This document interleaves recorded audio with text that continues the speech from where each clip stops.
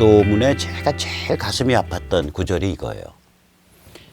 이때는 이제 막 그 남로당, 그 다음에 소련, 그 다음에 북한에 이미 이제 그 사실상의 조선 민주주의 인민공화국, 그 46년 2월 임시인민위원회가 조직이 완성됐을 때 이미 건국된 나라입니다. 그게 이미 나라예요. 돈도 찍고 뭐 다 했어요. 거기서 엄청나게 침투해서 남로당 통해갖고 막 선동하고 폭동 일으키고 이런 상태거든요. 그러니까 도탄에 빠진 상태죠. 이 도탄 상태에서 우리가 6월 13일 날 싱가포르 회담에서 트럼프가 김정은이 끼고 도는 것 같이 보이니까 우리가 절망해서 그 절망을 또 이용을 해서 거기다 대고 패닉과 분노에 불지른다고 트럼프 개객기하게 우파라고 하는 사람들, 보수라는 사람들 태반이 그랬잖아요. 그런 게 도탄 상황이란 말이에요. 그 도탄이 길면 길수록 악마의 권세가 확대된다. 공산당이 점점 더 영향력을 확대한다. 이 소리라고 이게. 이런 절망적이고 어려운 상황입니다. 아니 오죽 대한민국에 희망이 없을 것 같으면 김구가 딱 튀어갖고 꼬랑집 딱 가랑이 사이에 말아놓고 불과 48년이니까 36살짜리 배불뚝이 개기름 흐르는 전직 소련군 88 국제여단 대위 김일성 손을 탁 붙잡고 수령님 죄송합니다. 제가 철이 없어서 옛날에 공산주의자를 테러로 많이 죽였습니다. 이제 깊게 반성합니다. 저한테 사리원에 과수원이라도 한 필지 주시면 거기서 농사 지어 먹고 살면서 편안하게 좀 지낼 수 있도록 배려해 주시옵소서. 지금 나이 80 다 먹은 대한민국의 부통령급이라는 사람이 그렇게 꼬랑지 말아놓고 그런 비굴한 짓을 저질렀다고요. 그게 왜냐?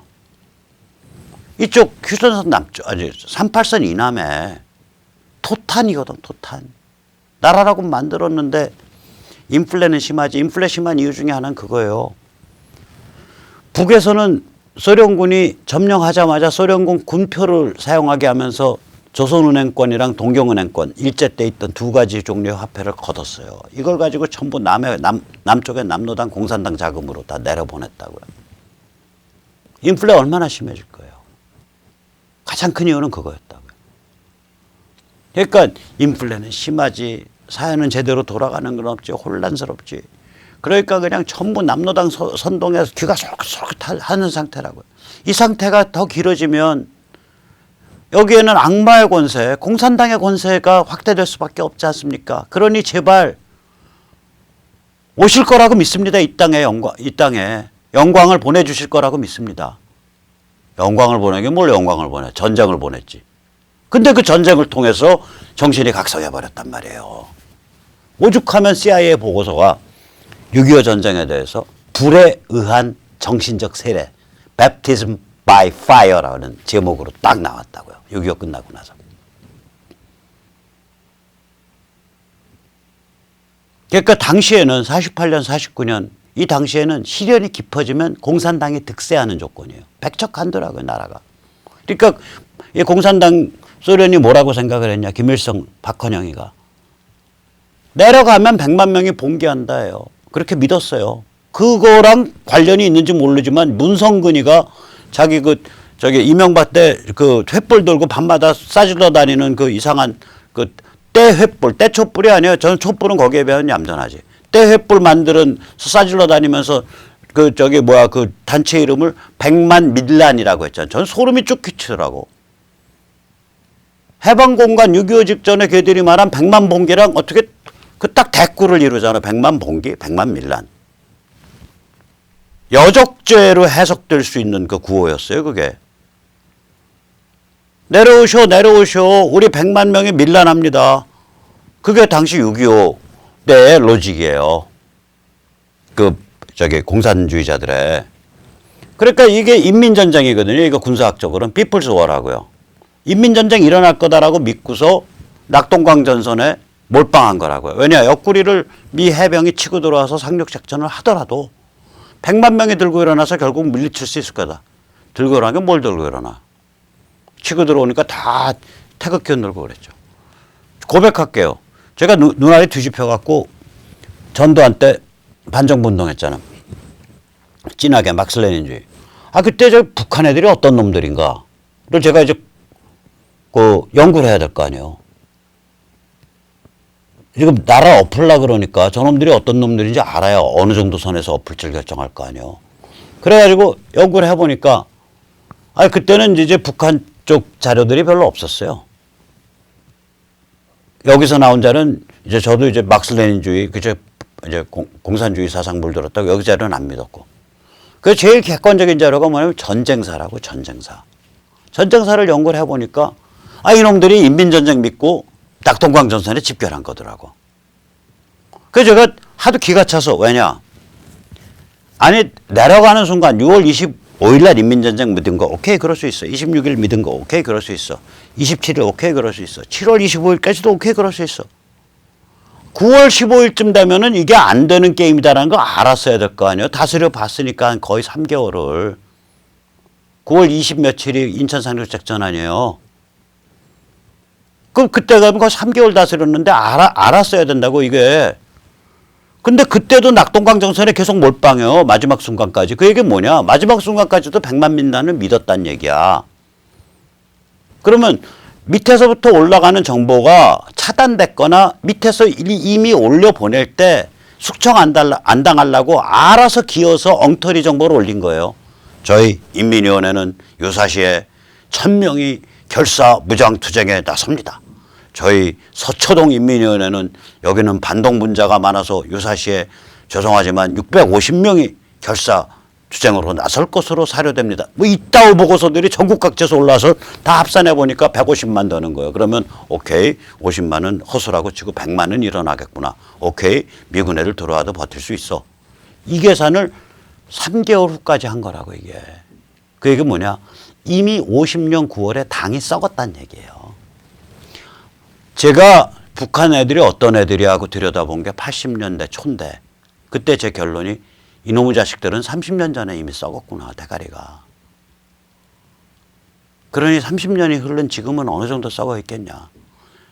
저놈들은 타도의 대상이다. 그렇게 생각을 했다고 그때. 저는 그때 전쟁사만 보고서 그렇게 판단을 했어요. 다른 자료는 안 믿겠다. 일단 못 믿을 자료라고 치부하자.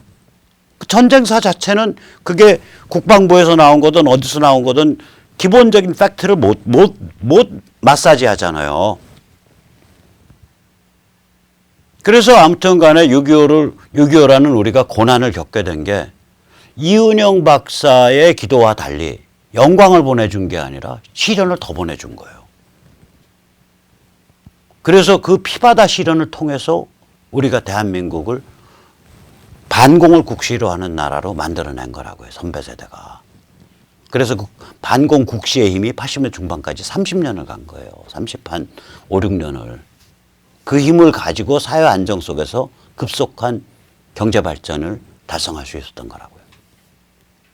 자, 그럼 다시 한번 돌아가 보자고요. 아무튼 우리가 그 해방 공간 혹은 6.25 시절을 생각을 하면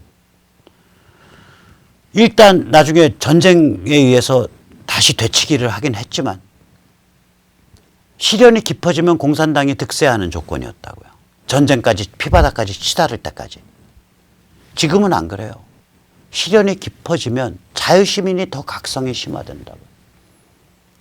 요새 말이에요. 사람들 못 살게 됐을 때 야 저거 삼성 해체, 현대 해체, 뭐 저 SK 해체, 저 두산 해체, 그래서 다 재벌곡간 갈라먹자라고 주장할 사람이 많아지겠어요? 아니면은 저 문재인 종북놀이 하다가 나라 들어먹었네. 한반도 운전자론 하다가 나라 들어먹었네. 라고 튀어나올 사람이 많아지겠어요? 자유민주주의가 좋은 거야. 라고 튀어나올 사람들이 많아지겠어요? 후자가 압도적으로 많죠. 후자가 약 제가 보면 3대 7 정도로 많아요. 야, 못 살게 됐으니까 재벌 다 털어.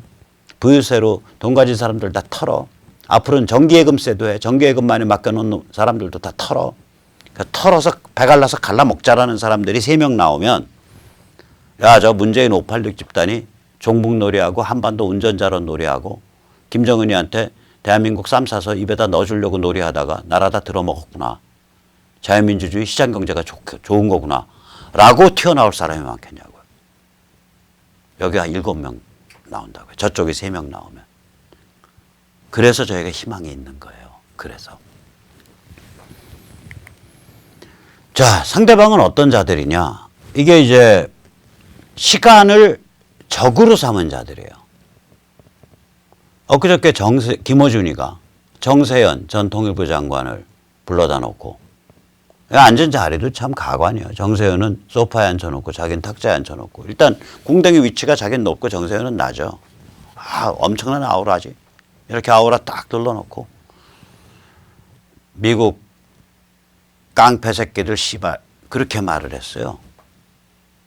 한번 직접 들어보시죠. 특히 미국의 눈치를 안 볼 수가 없어요. 안 보는 나라가 어디 있어요? 전 그러면 세계에. 나라가 망하는 거지. 기축통화를 자기들이 가지고 있어가지고 깡패 새끼들 씨발. 뭐로? 아주 뭐 웃음도 좀 악마적이야. 특히 미국의 한번 더 눈치를 들어보세요. 안 볼 수가 없어요. 안 보는 나라가 어디 있어요? 전 그러면 세계에. 나라가 망하는 거지. 기축통화를 자기들이 가지고 있어가지고 깡패 새끼들 씨발. 뭐로? 너무 좀 엽기적이라서 제가 한번 더 미국의 들어드릴게요. 눈치를 안 볼 수가 없어요. 안 보는 나라가 어디 있어요? 전 그러면 세계에. 나라가 망하는 거지. 기축통화를 자기들이 가지고 있어가지고 깡패 새끼들 씨발. 뭐로? 자, 여기 이제 문제가 뭐냐. 이런 문제들인 거예요. 예를 들어서 알다시피 이제 김어준은 여성용 자해기구를 만들어서 팔던 자잖아요. 여성용 자해기구, 이른바 부르르라고 부르는 거. 이게 이제 김어준이 팔던 브랜드 네임이 남노당이에요. 남노 불꽃 노동당. 그런 발칙한 이름을 붙여가지고 여성용 자해기구를 만들어서 팔았어요. 김어준이가. 그리고 뭐 김어준은 우리가 상식적인 의미에서의 그런 혹은 뭐 좀 우리 같은 고리타분한 성향의 사람들의 의미에서의 도덕 이런 개념이 좀 약한 사람이라고 좀 판단을 해요. 그러니까 뭐 이런 그건을 하는 거 뭐 어떻게 보면 상관없죠. 낙검수 같은데 그건도 많이 했고. 문제가 뭐냐. 그때 김어준과 지금 김어준이 다르다고. 지금 김어준은 TBS라는 서울시 박원순 쪽에서 운영하는 공영방송의 핵심 프로그램 뉴스공장의 진행자예요. 공인이란 말이에요. 그게 첫 번째 문제예요. 공영방송의 핵심 프로그램 진행자가 물론 공영방송 채널을 통해서 얘기한 건 아니고 무슨 여기 그 딴지 채널을 통해서 얘기한 것 같은데 딴지 채널에서 양키 저 깡패 새끼들 18 뭐 이런 얘기를 한다는 건 이건 좀 얘기가 좀 다른 얘기거든. 그냥 혼자서 야인으로 예를 들어 저 같은 놈이 그냥 하는 건 상관이 없어요. 그거보다 더한 욕도 할 수 있지. 둘 중에 하나만 해야 될 거 아니요. 김어준 씨, 둘 중에 하나만 하시라고. 당신이 저기 뭐 워낙에 신랄하게 말을 하니까 당신에 대해서 시비 거는 사람이 감히 시비를 못 거는데 겁이 나서 그런 것 같은데 그거 너무 믿지 마시라고. 행복하게 사셔야지. 연세 들어가시면서. 거기다가 그 자리에 이렇게 체포돼서 나온 듯한 이 오른쪽 그 할아버님, 정세현 전 통일부 장관. 이 사람은 또 뭐냐고요. 나이 드실수록 욕보시고 참 여러 가지 하시네요. 아니 전 통일부 장관이 부총리급 인사인데 거기서 나와서 뭐 저기 양키 깡패 새끼들 씨발 뭐 이런 소리를 진행자 호스트가 하는데 그걸 같이 웃고 낄낄거리고 있어야 될 정도의 처지까지 이제 영락하신 거냐고. 참 안 됐네. 구자번호 알려주세요. 제가 보내드릴게. 없는 돈 좀 허물어서. 정세현 씨. 안 됐다는 생각이 들더라고. 이 추세로 가면 조금 있으면 다시 뭐 김어준과 함께 만드는 여성용 자해기구 뭐 남노당 버전 2 이래가지고 정세현 전 통일부 장관이 나와서 이렇게 선전하게 되는 거 아닌가 이런 상상까지 막 미치잖아. 자기가 나갈 자리를 가셔야지 부총리까지 하신 양반이. 거기다 재밌는 거는 정세현 씨는 YS 시절까지는 퍼주기에 반대하는 보수 우파 스탠스를 취하던 사람이에요. YS 시절까지는 믿거나 말거나. 희한한 인생 역정을 밟아오신 분이라니까.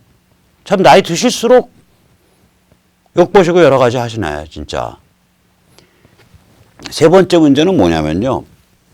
제가 이런 일이 있었다는 거 어디서 알게 됐냐? 일베에서 알게 된 거예요.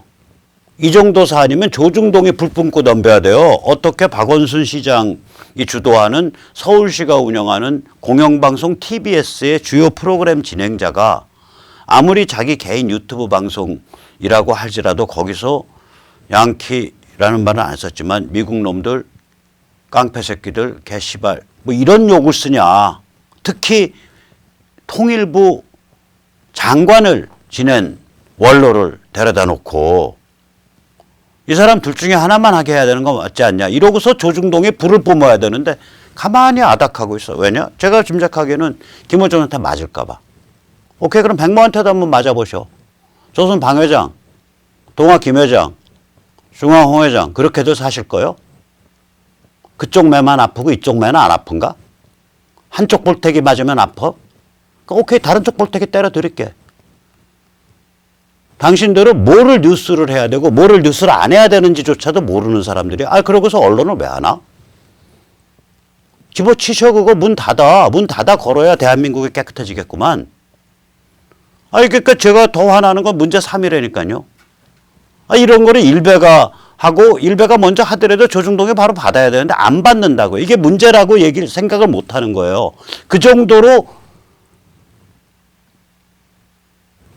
눈이 삐고 판단력이 삐었든지 아니면 문제라고 느끼는데 김어준과 투닥거리기가 싫어가지고 아닥을 하는 그 정도로 비굴하든지 둘 중에 하나 아니요. 방 회장, 당신 눈이 삔 거야? 아니면 비굴한 거요? 홍석현 회장, 당신 눈이 삔 거야? 아니면 비굴한 거요? 내가 말한 건 당신이 알았던 그 밑에 사람들은 알았을 거라고. 동아 김 회장, 당신 눈이 삔 거야? 비굴한 거요? 그때 내가 당신이라는 건 당신 밑 또는 당신 밑에 사람들 그 체제 전체를 얘기하는 거예요. 눈이 삐었다면 언론사 그만둬야 되는 거고 비굴했다 그러면 언론사 그만둬야 되는 거고 어느 경우는 언론사 그만둬야 되는 거예요. 이건 황당한 일이라니까. 어떻게 이걸 조중동 같은 데서 문제를 안 삼냐고. 이걸 문제를 삼아야 그 다음에 국회의원들이 패를 받을 거 아니오. 대정부질에서 한마디라도 하고 조금 있으면 서울시 감사 뭐 한다고 특별감사 하겠다고 덤비고 TBS 특별감사 하겠다고 덤비고 뭔지를 모르는 거야, 기본이. 그러니까 참 우리나라 제도권 상류층이라는 게 썩어도 보통 썩은 게 아니에요. 눈이 동태 눈칼처럼 썩었든지 아니면 뇌수가 비굴에 찌들었든지 아니면 둘 다든지. 참 이거 황당한 거예요. 그래 이제 문재인 586 집단은 시간을 적으로 삼을 뿐만 아니라 과거를 중무장시켜서 미래랑 싸우려고 그러는 거예요. 그러니까 장자연 이슈 같은 게 이제 대표적으로 그런 케이스인데 이게 지금 얼마나 오래 묵은 이슈냐고. 그러니까 이게 다시 튀어나오니까 이상한 사람 윤지호라는 또 그 뭐 별로 잘 안 알려진 배우가 튀어나와서 13번째 증언이라는 에세이집 내고 후원 걷고 그걸로 유튜브 방송하고 그 장자연과 윤지호의 관계 이런 상황을 아는 사람들은 이구동성으로 저 윤지호가 그런 증언할 근본이 못 되는데 장자연과 잘 알지도 못한 사이인데 왜 다 뭐 유서를 직접 봤다는 것처럼 말을 하고 왜 저러지? 거기다 13번째 증언이고 저기 톡쇼 한다고 그 북콘서트 한다고 한 장소 한번 보세요. 국회요, 국회. 나 북콘서트를 국회 가서 하는 사람도 처음 봤네. 일반인이. 국회의원이 무슨 자기가 쓴 주로 대필이겠지만 무슨 뭐 평론집 뭐 이런 거 가지고 국회에서 하는 건 몰라요. 국회의원들도 국회에서 안 해요. 잘 그런 거는. 어디 프레스센터나 뭐 이 저 시내 호텔을 빌려서 한다고요. 국회에 가서 북콘서트 하는 거예요. 그러니까 딱 겨냥을 하고 한 거예요. 윤지호 씨가. 그러니까 이런 의혹이 더 많을 수밖에 없죠. 윤지호 씨 캐나다로 튀었나? 아무튼 날아갔다며. 돌아오셔갖고 당신 말 믿고서 뭐 계속 장자연 수사한다고 했던 것 같은데 돌아오셔서 이거 매듭 지어주셔야지. 안 그러면 당신은 관심종자의 후원에다가 헛소리 해가지고 돈 빨았다 이 의혹을 못 벗어나요. 윤지호 씨. 그런데 제가 이제 이 말하면 그거 장자연 사건에 대해서 뭐 방씨 가문을 보호하나 보다 백모가. 백모도 잘못 읽으면 박모니까 저도 방씨 가문이에요. 어떻게 보면 반개지만. 반개 방씨 가문인데 별명으로는. 저는 사실 장자연에 대해서는 실체성을 모르겠어요. 근데 실체성이 있는 거에 있거든. 그 저기 형제 그 스포츠조선인가 회장하던 양반 나이 다 들은 부인이 자살했잖아. 근데 자살한 장소가 처갓집이요. 그 부인 친정집이요. 그 친정 쪽 사람들은 저거는 그 저기 뭐야 그 친정 쪽 분들은 상습적인 인격 학대와 모욕과 그 폭력에 시달리다가 그 뭐 이불보에 침대 시트에 둘둘 말아갖고 친정집 앞에 패대기 쳐놔서 친정집으로 기어 들어와서 며칠 동안 죄송합니다. 기어 들어왔다는 게 비하가 아니라 진짜 물리적으로 기어 들어와 그걸 제가 이제 비유적으로 말씀드린 거예요. 들어와서 며칠 동안 고민하다가 목숨을 끊었다. 그래서 그 방 회장 처벌해달라. 이때 방 회장은 조선일보 방 회장이 아니고 그 동생분. 근데 그게 별로 이슈가 안 되고 묻혔다고요. 그 이유는 제가 짐작은 해요. 왜냐? 아무리 저간에 어려운 사정이 있었어도 그 어려움을 당한 본인 자신이 이 목숨을 끊어버린 사건이기 때문에 어떻게 수사나 공권력이 끼어들 여지가 굉장히 없었을 거예요. 그거 조사해달라고 친정 쪽 인사들은 굉장히 노력했던 것 같은데 아마 그게 여지가 작을 거라고요. 근데 이런 문제는 다른 데서 좀 말을 해줘야 돼. 진짜 그런 일이 있었냐. 그 친정집 식구들이 말하는 회원을 누군가 나서서 시켜줘야 될 거 아니에요. 저는 이 문제가 훨씬 더 심각했었어요. 전 장자연 사건에 대해서는 실체성을 잘 모르겠어. 어딜 다 뒤져봐도 어디서부터가 실체적인 얘기고 어디서부터가 좀 정치적으로 만들어진 얘기지 이걸 잘 구별을 못 하겠더라고요. 장자연 사건은. 그러니까 실체성이 있고 그거 저기 친정 식구들이 보면 그런 주장 했었으니까. 그리고 뭐 젊은 혹은 뭐 30대 40대 여성이 태어나서 애를 둔 60대일 거예요. 60대 결혼한 지 3, 40년 된 사람이 이불보 침대 시트에 둘둘 말려가지고 친정집 앞에 내팽개쳐지고 그러고 나서 집에 들어와서 자살했다. 이러면 이거 문제가 큰 거 아니에요. 인간적인 차원에서는. 법률적으로는 뭐 어떻게 추궁해 볼 도리가 없을 수 있죠. 왜 그러냐면 당사자가 숨을 끊은 상태이기 때문에 당사자의 진술의 바탕에서 모든 게 진행될 거라고 이런 일들은 그 가해가 있었냐 없었냐 평소에 가정폭력이 상습적이었냐 폭력의 스타일이 예를 들어서 이 개땡땡 그러면서 뭐 저기 몽둥이로 한 대 치고 지나가는 그런 타입이 아니라 뭐 골방에 가둬놓고 반성문 쓰게 만들고 물이랑 오각만 넣어주고 그런 인격을 파괴하는 스타일이었냐.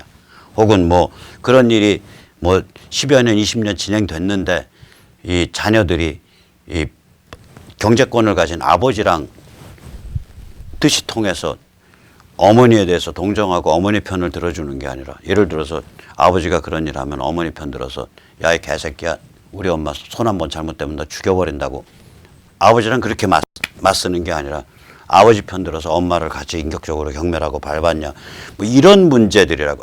그 박모라는 분이 그렇게 했단 얘기가 아니라 그런 의혹들이나 왜냐면 이런 케이스들이 있거든요. 거기에 대해서 해원은 시켜줘야 될 거 아니에요. 진실은 밝혀주고. 형사적인 게 아니더라도 사회적 공인이니까 지도자니까.